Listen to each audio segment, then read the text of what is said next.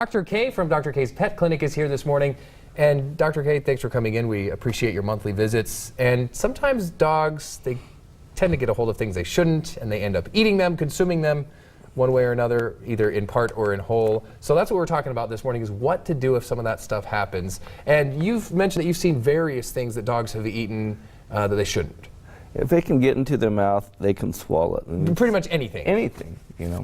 But the things that, well, what I'm talking about today are like prescription drugs, some sort of household cleaners, something that you have laying around that they're going to get into, like mouse poison, anything like that. The Some biggest of these chemicals that you may have in your house. Okay. And so the biggest thing is to look what it says on the label, because lots of times they have 1-800 numbers that you can call. You can call them and see what they have to say, and then call your veterinarian. Because in most cases, you can't do anything personally anyway. But the biggest thing to remember is when you go to your veterinarians, take the product in. Because people come in and they said, well, they got into my pills.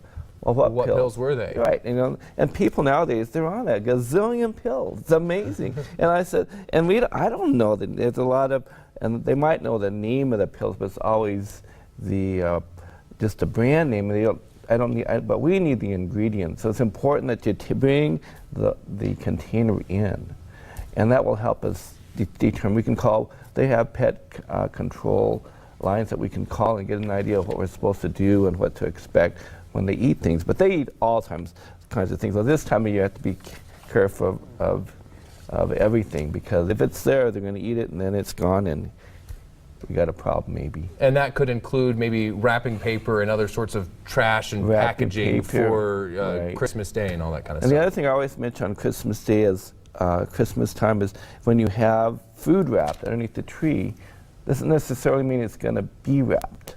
Numerous times people have come in and said, well, we had this sausage, you know, like they have, wrapped under a tree.